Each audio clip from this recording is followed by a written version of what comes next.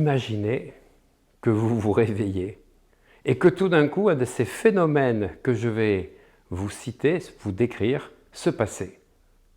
Et si c'était possible? Voilà. Nous ne sommes pas le 1er avril, nous sommes dans de l'anticipation, dans de la science-fiction, mais aujourd'hui, nous vivons des bouleversements tellement incroyables que tout est possible. Alors, et si ça arrivait? Et si c'était possible?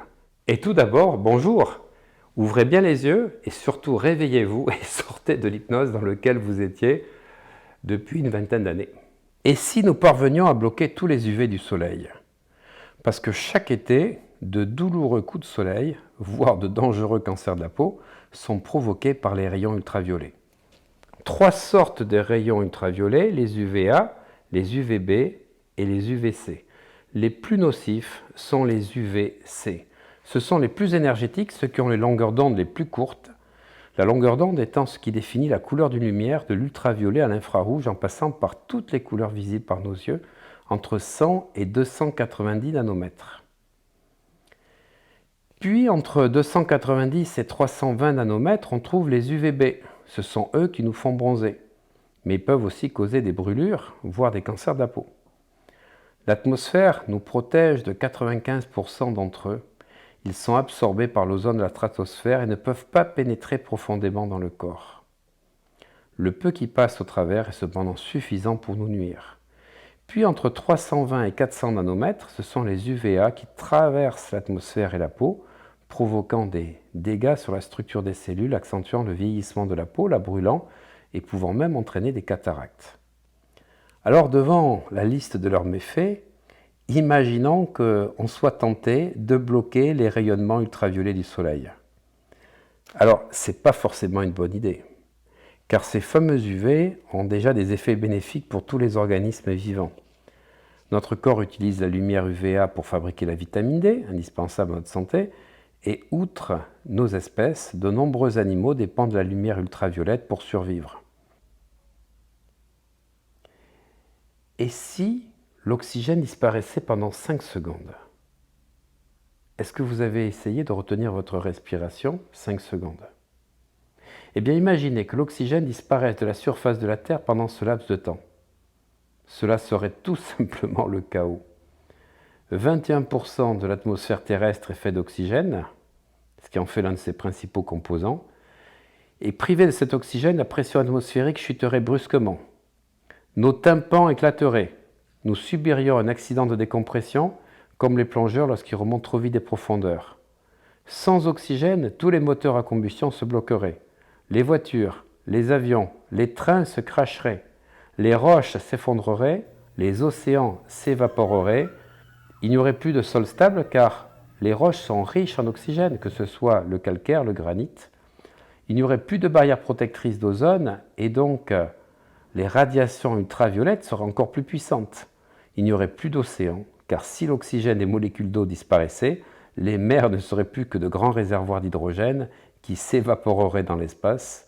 Et pire, le carbone issu de CO2 de l'air tomberait sur Terre sous forme des cendres, laissant au-dessus de nous une atmosphère d'azote inerte. Et si tous les volcans sur Terre entraient en éruption?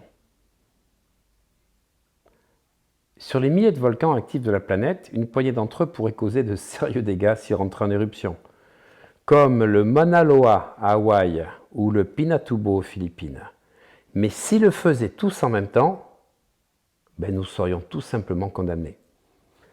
D'abord, les volcans vomiraient du magma, c'est-à-dire de la roche en fusion en partie solide et en partie liquide qui se répandrait au sol, créant des pluies acides. Les volcans boucliers, ceux qui sont en forme de dôme, déverseraient quant à eux leur lave fluide, engloutissant tout sur leur passage. Près de certains volcans, des fissures volcaniques par lesquelles la lave remonterait en surface formeraient des rideaux de feu et de grands lacs de lave naîtraient à mesure que le sol s'effondrerait. Mais ça, c'est le moindre de nos soucis, car au même moment, la planète serait enterrée sous les cendres crachées par les volcans explosifs. Les cultures seraient ravagées, les hommes et les animaux suffoqueraient, du gaz sulfurique, du dioxyde de soufre, s'élèverait dans l'atmosphère, bloquant la lumière du soleil et plongeant toute la planète dans un hiver soudain. Ensuite, des pluies acides commenceraient à tomber. les océans deviendraient acides à leur tour, les coquilles calcaires des animaux marins se dissoudraient et toutes les chaînes alimentaires s'effondreraient sur Terre comme sous les mers. Enfin, tout le CO2 craché par les volcans créerait un effet de serre décuplé, transformant la Terre en cocotte minute.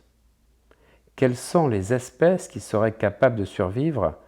Aucune, à part peut-être les insectes. Alors oui, ça donne à réfléchir et je pense qu'aujourd'hui, il est temps de comprendre que nous sommes peut-être à la limite des comportements à changer parce que dans 20, 30 ou 40 ans, entre la montée des eaux qui va arriver en Méditerranée, sur l'Atlantique, des volcans qui vont s'ouvrir de plus en plus et exploser et les tempêtes que nous allons connaître, je pense qu'on n'est peut-être pas très loin, non pas de ce scénario catastrophe, mais de dire que finalement nous sommes rentrés dans la cocotte minute.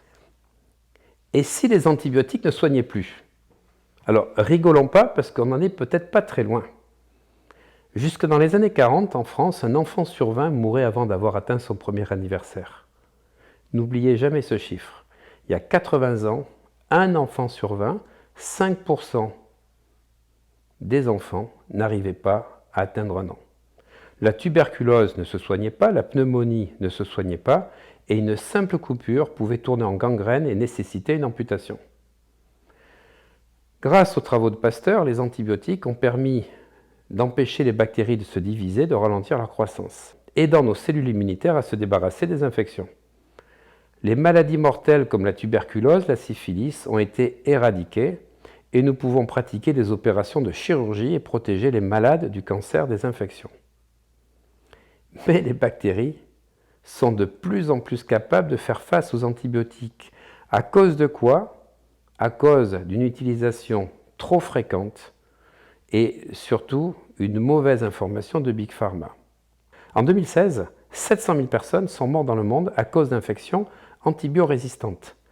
Et d'ici 2050, ce sont 10 millions de vies par an qui pourraient être menacées parce que leurs microbes seraient résistantes aux antibiotiques.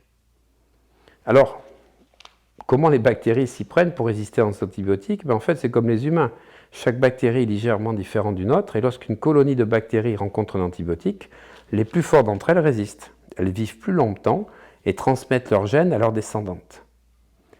En outre, à chaque nouvelle génération, les bactéries subissent des mutations génétiques qui les rendent légèrement différentes des précédentes et deviennent de plus en plus fortes. À terme, il se pourrait que des bactéries soient tout simplement impossibles à tuer.